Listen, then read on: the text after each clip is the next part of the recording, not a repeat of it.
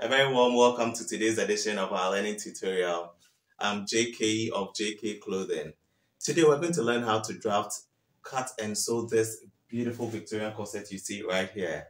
A Victorian corset with a keyhole neckline, also has a band collar, very beautiful. A little exaggerated sleeve and that paneled skirt you see right there. This is what we're going to do today. If you want to learn how to do this, stick and stay. Let's do this together.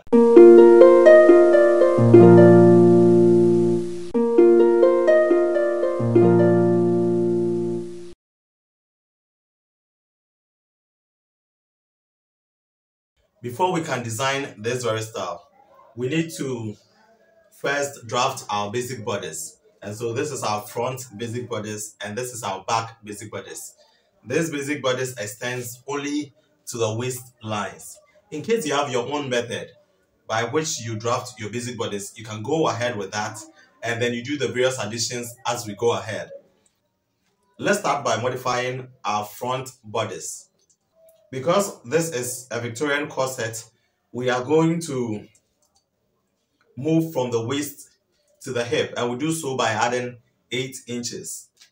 That will give us the length from the shoulder all the way to the hip.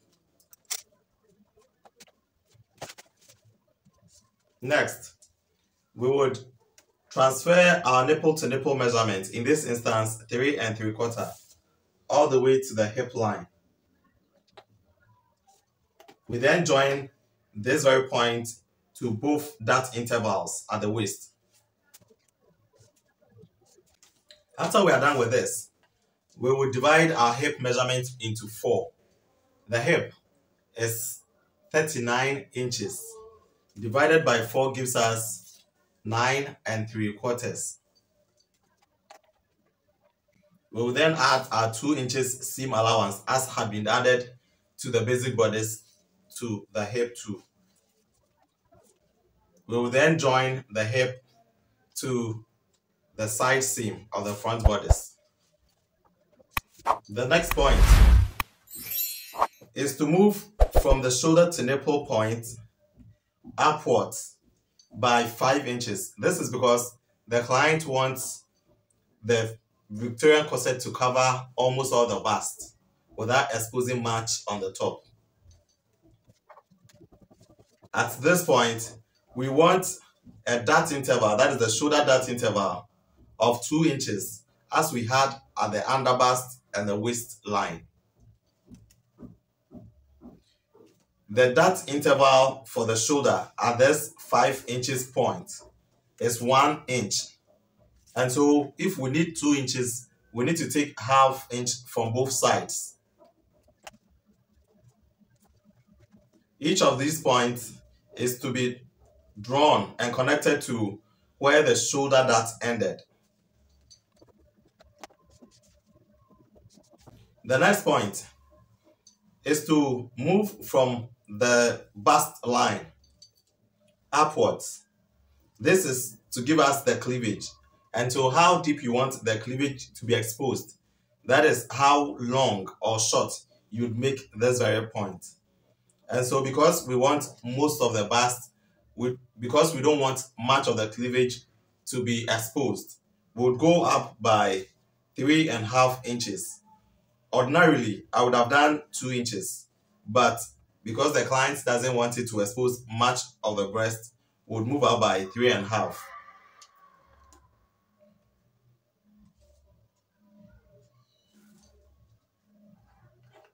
Then we connect this point to the center front point. We do so in a curve. We have to connect this to the arm depth line. Next step is to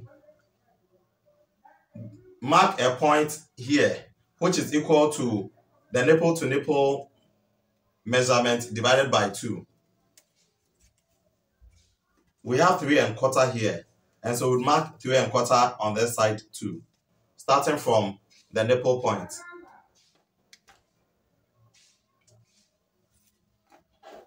We would as well mark 1½ on the waistline. from this dot.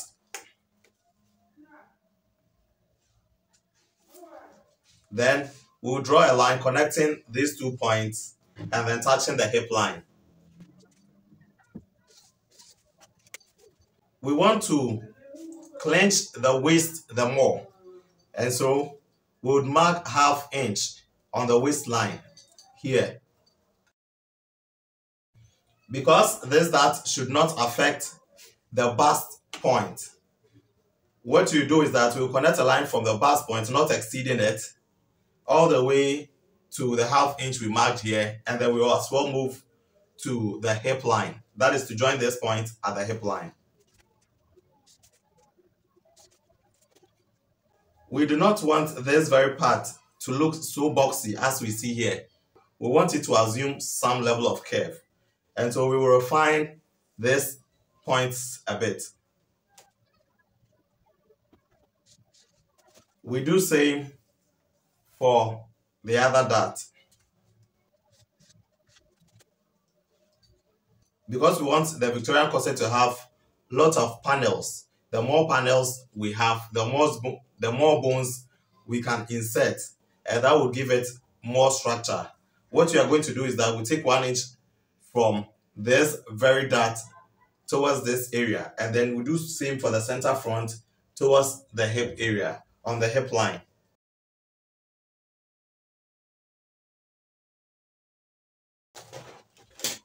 The next step would be to have our curve at the base. What we do is that this line is to the hip, but then our corset would not necessarily get to the hip exactly. It should be a few inches away from the hip upwards. And so we are taking 6 inches. The center front would go down by 6 inches, and the side would go down by 3 inches. We have to connect this point to that in a convex form. But then, because we added 2 inches seam allowance to the side, we'd first take that 2 inches off. And we cannot also connect this to that with the darts opened. We need to close the darts before we do that. So we're going to cut the down part. We fold these darts on before we come to connect this point to the side seam point.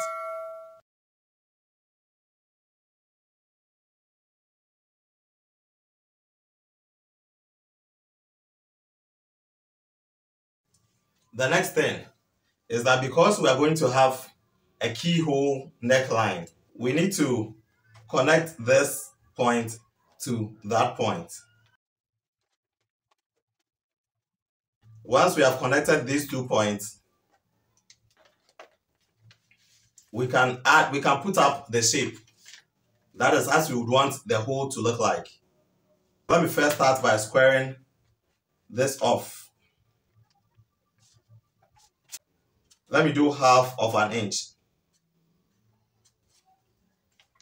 With this 1/2 inch, I'll curve a line from this point all the way to that very 1/2 inch I moved upwards by.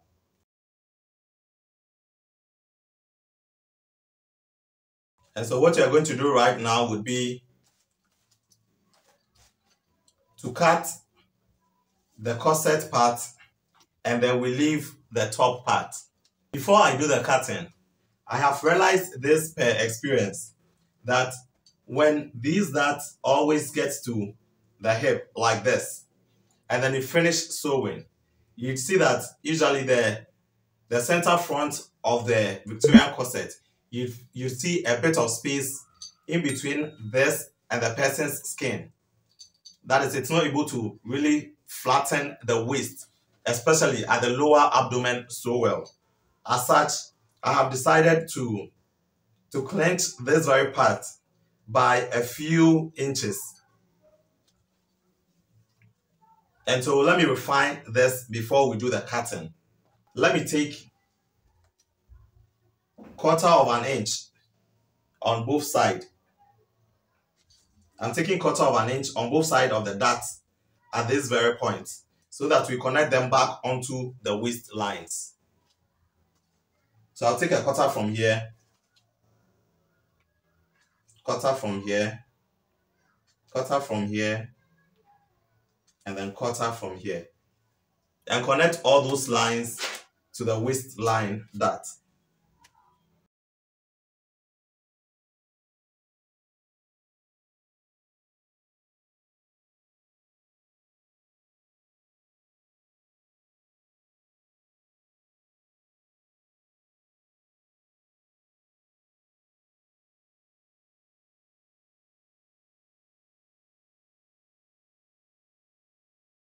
So let's go ahead and label these.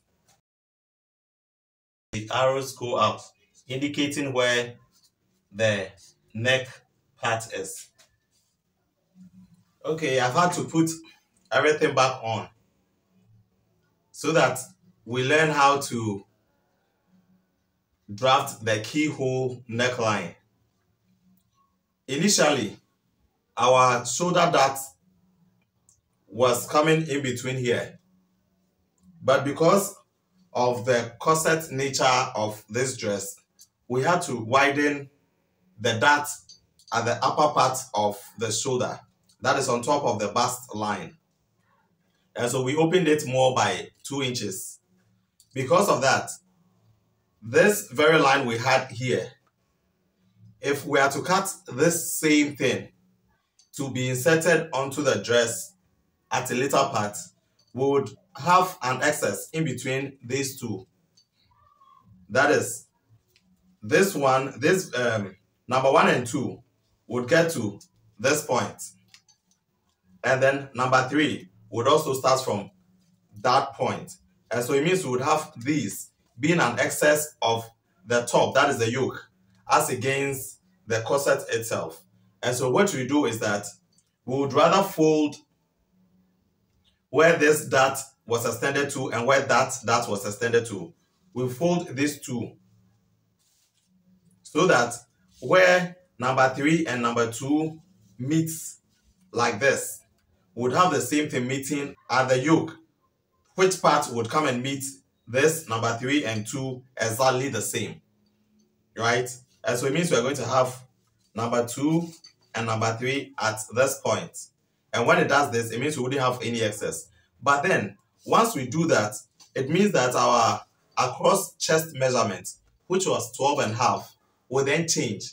Because, let's look at this. The across chest, which was supposed to be 12.5, divided by 2 to give us 6.25, plus a 1/4 inch, that gave us 6.5. It's now giving us a total of 5 3/4. It means that to get this correct, we need to further use our original 6.5 measurement, starting from the center front, where we mark it here. And then we would also use our seam allowance. We take our seam allowance, which was 2 inches away from this point as well. And we join these 3 points using our armhole curve or our French curve, or you can as well use your free hand to connect these points. And so the armhole would no longer be the first armhole you had here, but rather it would be the next one. That is the last one we just did. You also bear in mind that when it comes to the top here, because your shoulder to shoulder measurement does not change, you'd still maintain the shoulder to shoulder measurement here. And so when you are folding this part on, bear in mind not to also fold this on, so that we wouldn't change our shoulder to shoulder measurement at this point. And so with this, we can go ahead and take off our keyhole, which is this portion. We can cut it off, and then we cut the rest of our yoke.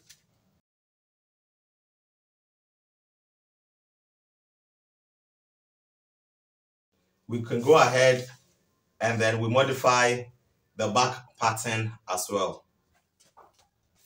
Okay, so this is our waistline. We would extend it by 8 inches, just as we did for the front. The hip is 39 inches divided by 4 gives us 9 3/4. We'll then add our 2 inches seam allowance to it. We would measure our dart point here, that is the interval. We mark the same thing here. We had 4 inches at this point, and so we'll do 4 inches here too. Now we connect these 2 points to the dart point at the hip area. We connect our side seam to the hip side seam.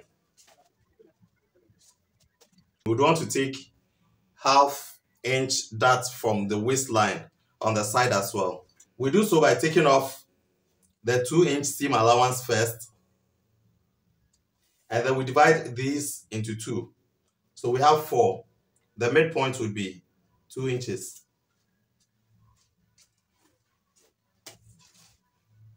We do same for this part where we also look at the midpoint. And so we take the 2 inches off, and then we have 5 1/4 divided by 2 gives us 2 5/8. We rule a line connecting this to that and all the way to the hip. And then we take ½ inch from the side. We then connect this point to the dart, and then we connect back to the hip. As we did for the front, we extended the side seam by 3 inches, and so we'll do same for the back. We are to then fold these darts on before we get the curve on the center back all the way to the side seam. Before we'll be able to do that, we need to cut this part off. For the front, we extended our center front downwards by 6 inches and then the side seam by 3 inches. But then at the back, we would rather do 3 inches on the side and we'll do 2 inches at the center back rather.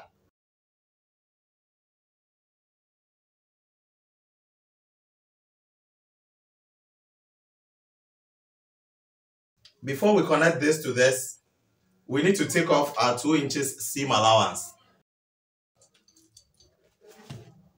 And then we connect it. Now we can go ahead and then cut this part. The next thing we'll do would be to connect this second dart line, that is where it ended, all the way to this neckline. We want to leave the back bare. And so now we can go ahead and do the cutting. Okay, this would rather be number 5 because we have number 4 at the front part. This would be number 5, this would be number 6, and that would be number 7. All of them would have arrows pointing to the top, meaning this is the neckline.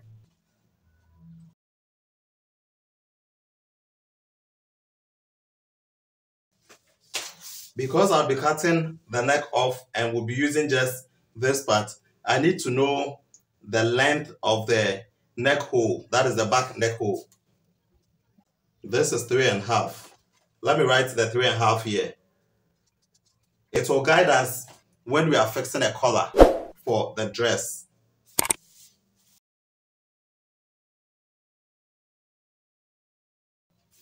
We also know that this very small point gets to the point where the side seam is, that is the 2-inch allowance is.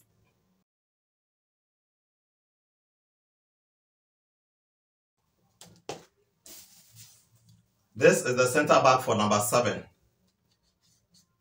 And because we'll be lacing this, we need to take off about 1 inch. And so we cut that off.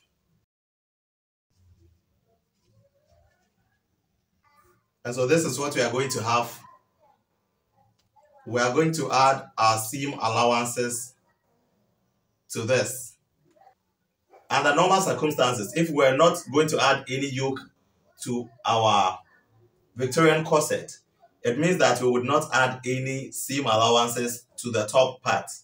But because we are going to attach a yoke to both the front and the back of the corset, we are going to add quarter seam allowance to the tops. That is the seam allowance I ideally add. And so I'll add quarter of an inch to all the tops.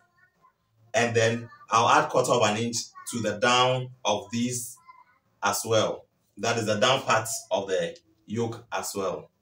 When it comes to in between these patterns, we'll be adding seam allowance to number 1, not the center front, because the center front will be on fold.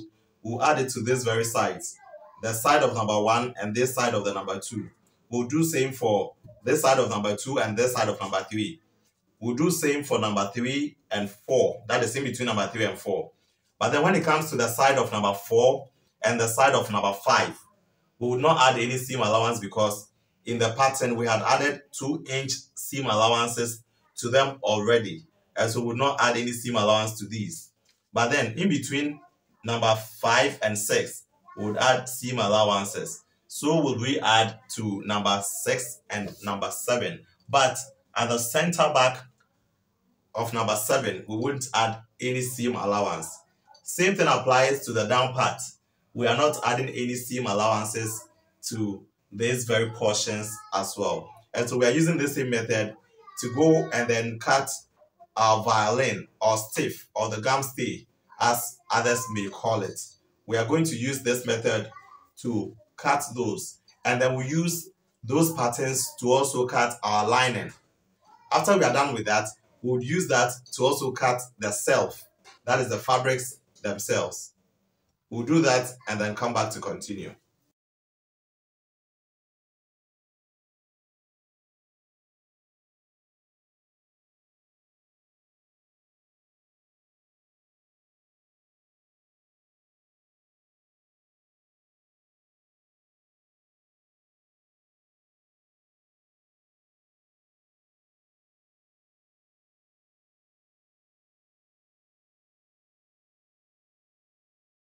We have used our violin to stiffen the lining for all of them, and we have as well gone ahead to use that same pattern to cut the self, as we said earlier.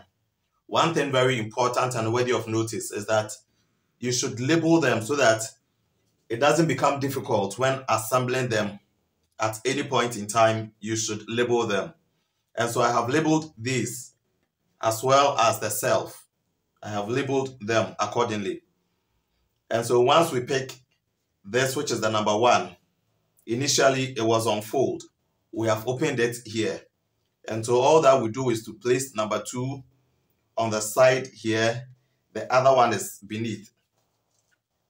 We would as well place this here, and then we stitch. We do it for the lining. We do it for the self as well. After we are done with number 2, we'll go ahead to place number 3 on the number 2 edges. We place this here, and then we'll place the other one on this side. And so we'll repeat same for both the lining and the self as well. So we are done with these. We have gone ahead to stitch the various parts. And so this is from number 1 to 4 on both sides. And then we've done same for our back pattern. This is number 7, number 5, 6, and 7. And so we've done same for the 2 sides as well. We've gone ahead to also stitch the various pieces together with a lining. And this is where we're going to fix our bones. And so what we do is that we'll create notches around the curves, especially where we had the darts intakes. And so we would notch this line and that. We'll do same for all of these. After we are done with that, we are going to place the bones on each of the joinings we have here. What you do is you would measure the distance from the topmost part to the down part. In this instance, I'm getting 10.5. What I'll do is that I'll cut 9.5 inches of the bones so that I do not stitch on when I'm sealing the down part or the top part. And so we're going to measure each of these lines, and then we'll cut a corresponding bone length for it, where we just reduce it by 1 inch. Mine is 1 inch because I'll sew 1/4 of an inch down here and then 1/4 of an inch on the top, which would give me half.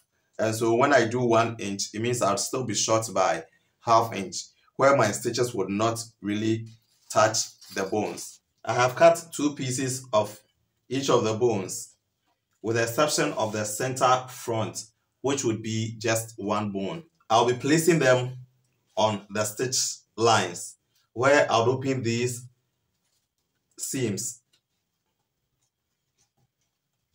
and iron them. After that, I'll place the bone on, leaving ½ of an inch on the down part and then half on the top part, and then stitch on the edges of the bone. That is this very edge and that edge. And we are going to repeat this same thing for all the parts. We are not boning the self, rather we are doing it for the lining only. After stitching the bones on, this is what we have. The next step is to sew the yoke. This is the pattern we had for the yoke. So this is the front yoke. We are adding 1/4 seam allowance to this portion, and we'll ignore this part.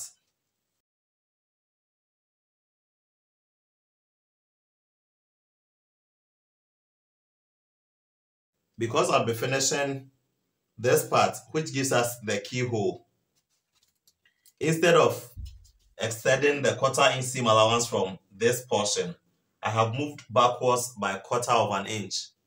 And so instead of this very portion, I've come back by 1/4 of an inch. And so when I sew, I'll be sewing from this area all the way to the back where the point is.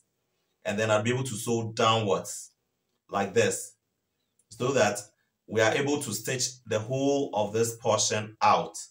And so instead of extending this point downwards by 1/4 of an inch, I've rather come back towards the center front by 1/4 of an inch from that very marking. It is very, very important.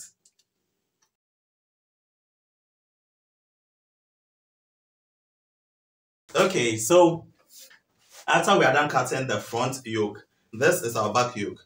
As we said earlier, we would only add our seam allowance to the base, and then we'll add just about 1/4 of an inch to this side of the back yoke as well. But you'd make sure that as it comes up, it would fade into this very line.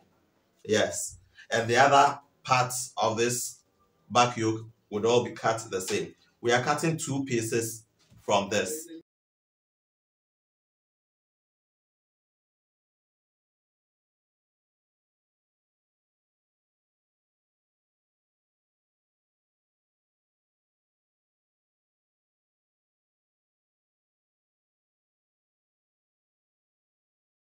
And so we are done cutting this. I've cut 2 pieces of the front yoke. It unfolds, and I've done same for the back. I want to pad it a little with this wording. Yes, this is the light type. And so we are going to pad it with it. And so we are cutting just 1 face of the front and the back. And so we're going to cut it.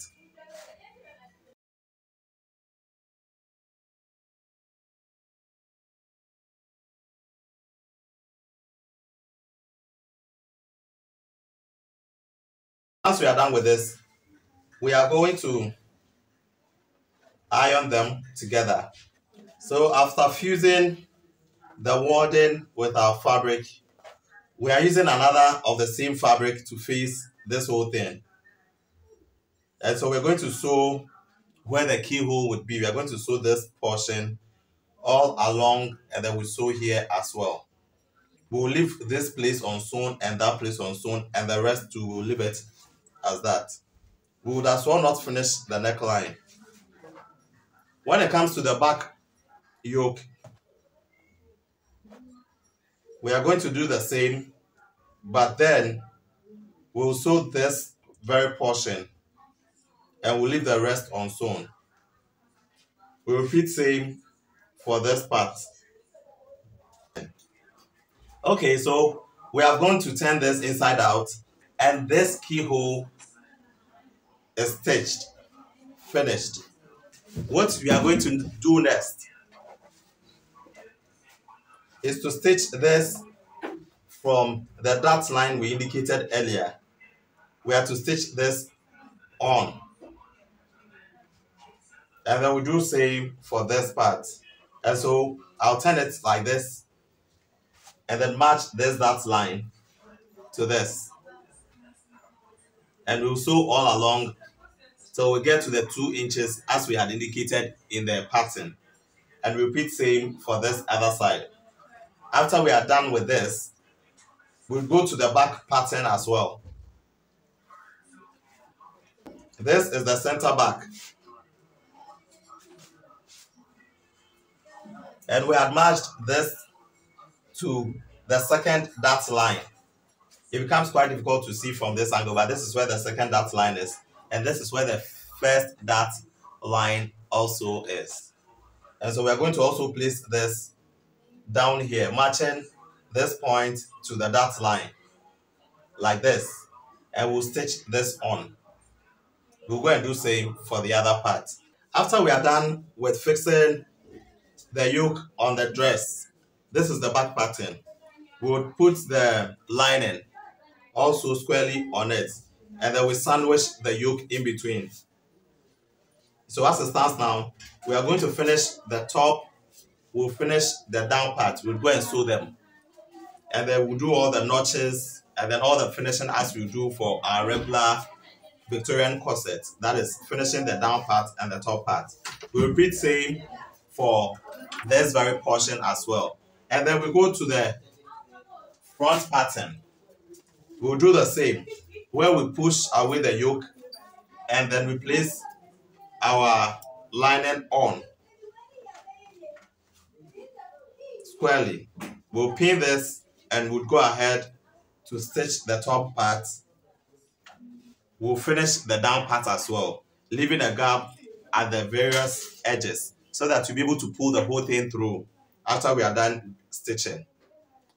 We have sandwiched our yoke, both the front and the back, into the front and back bodice. As you can see, it's neatly finished at both the wrong side and at the good side. Once you are done with this, we are going to put the back and then the front shoulders together, and then we'll finish them as we normally do.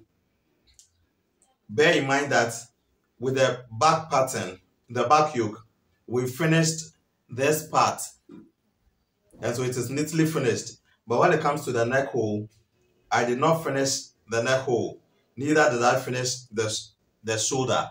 And so what you are going to do is that we'll place the back on the front, making sure the front and the back of this side is the same. But then because we had sewn 1/4 inch from this portion, it means this will become a little bit shorter than that of the whole front shoulder. And so we'll put it here, making it very close to the edge. And then after we are done with the stitching, we'll go and then fix our collar. Okay, so we have been able to stitch our shoulders and it's been neatly finished. And so now we are going to do overlock on the armhole. That is the 2 armholes. After we are done with that, we'll fix our sleeve. So after we have joined the front and the back shoulders, we are left with fixing our sleeve. And as we all know, we have a video of how to cut our basic sleeve, which I'll put its link in the description box and also on the screen so that you can click and then watch how we drafted the sleeve. And so this is our basic sleeve. I've made it short. So if you have this, how are you going to modify this in order to achieve the design of our sleeve as you see it right here. And so we'll go ahead. Okay, so with this sleeve, being the basic sleeve, I've added just 2 inches to it on the top here. That is to give us the puff and the a little exaggeratedness of the sleeve as you see it. But when you look at the sleeve very well, you'll see that there is no closure at the down part as you see here. And so we're going to close this around here, meaning we'll cut this short at this point. And so this is the part we are going to use. This very side, and then from here coming, we'll use this. Because I do not want to cut this with a lining, instead of using this whole part, we are going to fold it here so that we cut this shape. The whole sleeve length I'm getting is about 6 inches. So we're going to cut this shape as you see here. Okay, so this is our sleeve. This is the sleeve cap. This is the length where it gets to. And so we're going to have to cut a violin for it. It is to give it some structure. And then instead of adding the hem allowance, I have folded it into 2 like this so that we wouldn't have to hem it again. So what you're going to do is that we open it like this, like that, and like this. And so this is how it's going to be, where this will be the armhole, and this will be the shoulder. That is a cup. And so since we have this, we can fuse our violin to the sleeve using just one side, especially the part that will be going as the wrong side. That is where we're going to fuse our violin.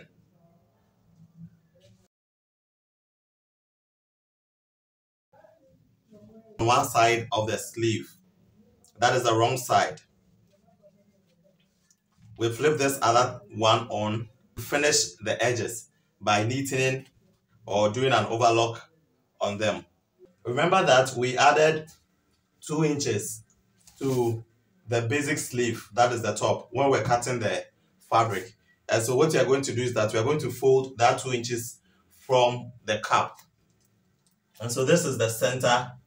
We would mark 2 inches on both sides of the center. 2 inches. We will fold this 2 inches to come and touch the other 2 inches down here.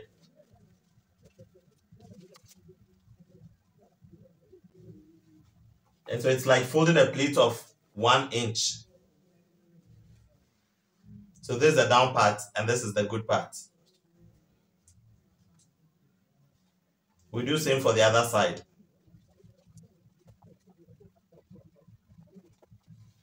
And so we'll go ahead and stitch this on.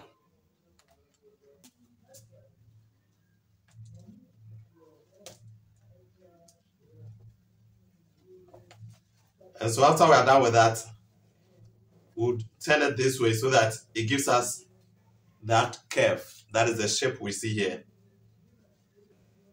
It sets this where we'll be matching the center of the cap to the seam. That is the shoulder seam.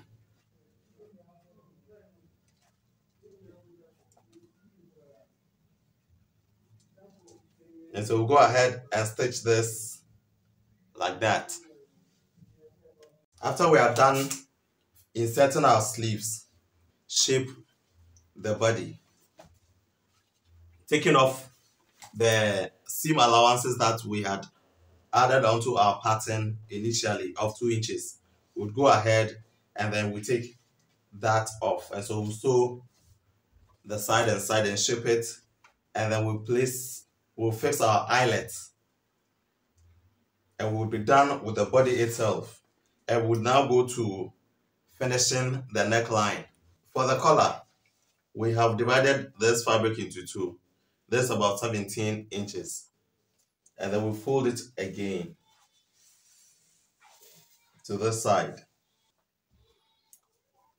And we're having a width of not less than 5 inches here. What we'll be doing is that the hole of the neck hole, as we had measured it when we're doing our drafting, was about 5.5 inches for the front and then 3.5 for the back. Combining the two, we have 9 inches, which translates into 18 inches neck hole. And so, because the back of the dress is bare, it means we are just fixing the collar to the front neck hole, and the rest would all go to the back, where we would tie it at the back. And so, we are taking just about 3 inches from where the fold is. And then we're marking the 17 inches.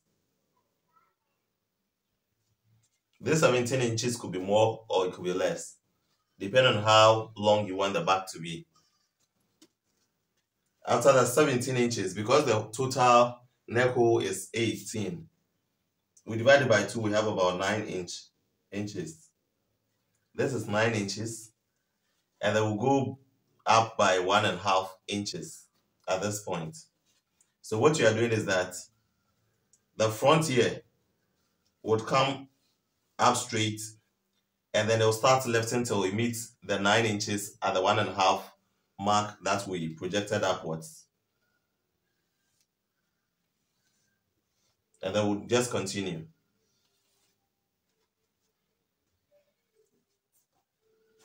We then want to give it 2.5 width, with all the seam allowances inclusive here. Because we want the center front of the neckline of the collar, we want it to curve. We'll do that curving here, but then we won't make it get to the down part. And so we are curving just about 1 inch downwards. So this is 1 inch, and then we are curving it 1 inch apart.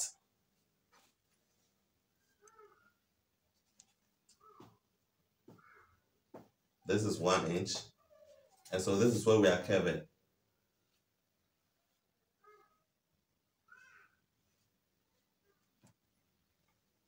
And so with this, we are going to cut from here all the way to the top, and then we'll cut this part all the way to the top, leaving this center fold without cutting it.